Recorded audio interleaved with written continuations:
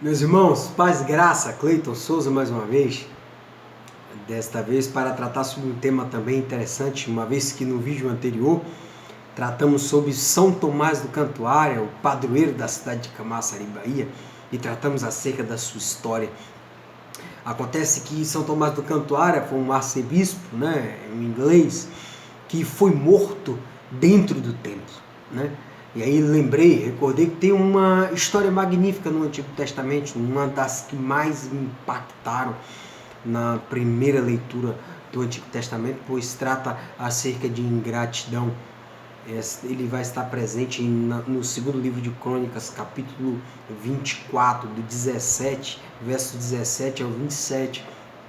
Mas antes de falar sobre a história desse rei ingrato, falar um pouco como sucedeu, como se chegou até esta passagem que eu mencionei.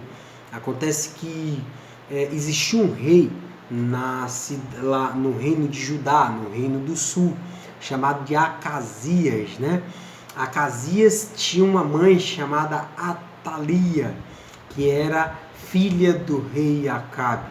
Acontece que o rei Acasias foi visitar um primo no reino de Israel, e chegando lá ele foi assassinado pelo rei Jeú, segundo as ordenanças de Deus, porque Jeú tinha a missão de matar todos da família do rei Acabe. Então acontece que quando Atalia percebeu que o rei havia morrido, a primeira ordem de Atalia foi determinar que todos os membros da família real fossem assassinados. Essa foi a ordenança de Atalia. E acontece que todos os irmãos de Joás foram assassinados, menos justamente Joás, que era filho de Acasias, porque ele foi salvo por sua tia paterna, que é meia-irmã do rei Acasias, que era enteada de Atalia, porque ela era filha era filha do rei Jeorão com outra mulher, ou seja, ela era irmã de Acasias. Então essa mulher chamada Jeoseba, ela tia de Joás, pega a criança, leva para um quarto no fundo do templo, porque ela sabia que a rainha Atalia não poderia ter acesso a essa criança, e ela cria essa criança por 6 anos. Essa criança tinha apenas 1 ano. Então, quem cria essa criança é Joseba, a tia paterna, e o sacerdote Joiada. Acontece que no sétimo ano, Joiada entende que a criança tinha que reinar. Então, a partir desta decisão dele, ele sabia que teria que matar a rainha para que o rei Joás, de apenas 7 anos de idade, passasse a reinar. Então, aponta lá no segundo livro de Crônicas, capítulo 23, que a cidade teve 2 gritos. O primeiro, viva o rei, e a rainha Atalia, saindo à rua para saber do que se tratava, parou na porta do templo e viu justamente o pequeno Joás. Então ela grita: traição, traição. E então Joiada dá ordem aos seus soldados, e os levitas também digam: levem essa mulher, não mate aqui dentro do templo, mas leve para fora e matem. Eles pegam e levam e matam na porta do palácio. E o que acontece? Depois de 6 anos escondido, e Joás já com 7 anos, devido à tenra idade, Joiada passa a reinar em Israel. E foi um ótimo rei, porque antes do início do reinado, ele inclusive exige que tanto o rei quanto o povo fossem povo de Deus e seguissem a lei de Deus. Então, a partir dali, ele promove reformas no reino, ele exclui toda idolatria, reforma o templo. E acontece que o seguinte, até a Bíblia aponta lá em 2 Crônicas, capítulo 24, verso 2, que enquanto Joiada vivia, o rei Joás fez tudo o que agradava a Deus.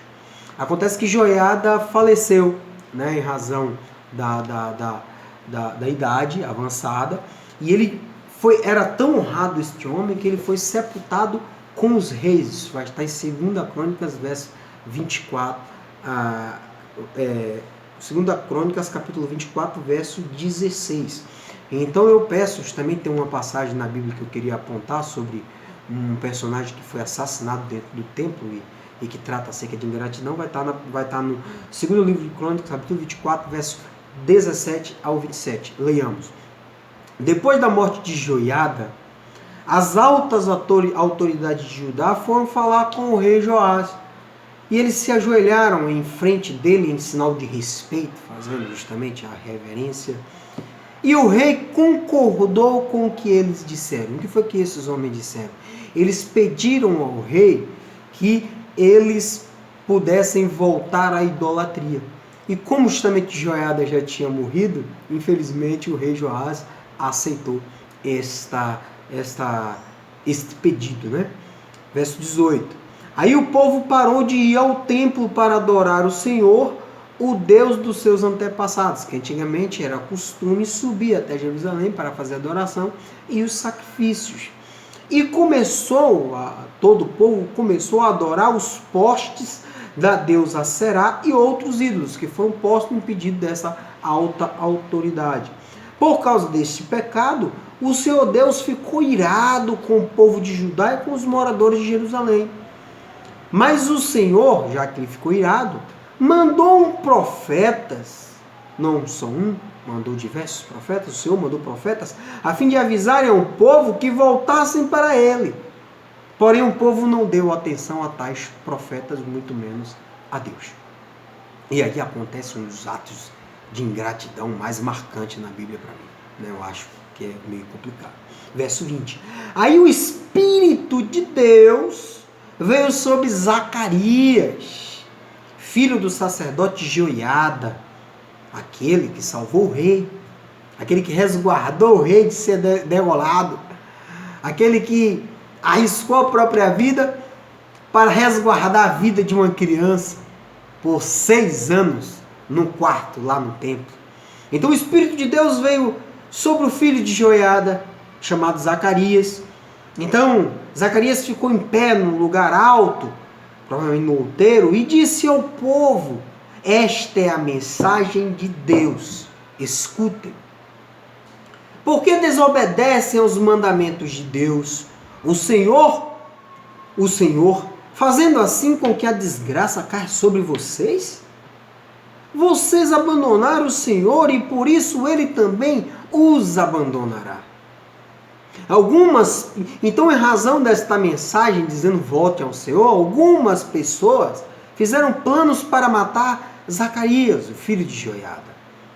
E acreditem, essas pessoas executaram um plano porque eles obedeceram à ordem do rei. O rei permitiu a morte daquele homem.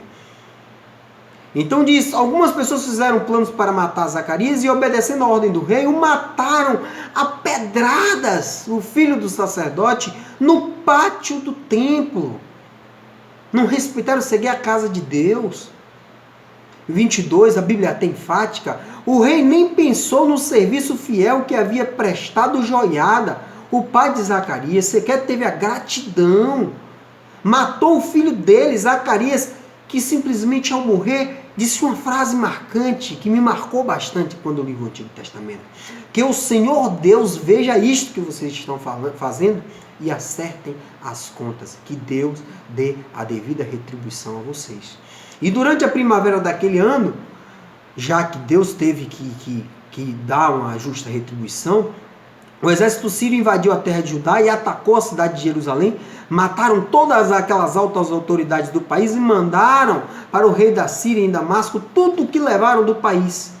E o exército sírio era pequeno, mas o Senhor de Deus deixou que eles derrotassem o exército dos judeus, que era muito maior, pois os judeus haviam abandonado o Senhor, o Deus dos seus antepassados. Assim o rei Joás recebeu o castigo que merecia.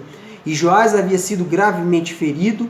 Depois que os sírios foram embora, 2 oficiais de Joás fizeram uma revolta contra ele e o mataram, enquanto ainda ele estava na cama, ferido, se recuperando. Eles fizeram isto para vingar da morte do filho do sacerdote Joiada. Joás foi sepultado na cidade de Davi, mas não foi nos túmulos do rei. Este rei morreu e sequer foi sepultado nos túmulos dos reis de Israel. Isto comprova que Deus não aprova a ingratidão. E mais um exemplo de um homem, né, que foi morto dentro do templo. E uma parte bastante interessante é que no verso 26 vai dizer que 2 homens que planejaram a morte do rei, chamado de Zabade, filho de Semeate, uma mulher da terra de Amon, e Jeozabate, filho de Sirite, uma mulher da terra de Moabe.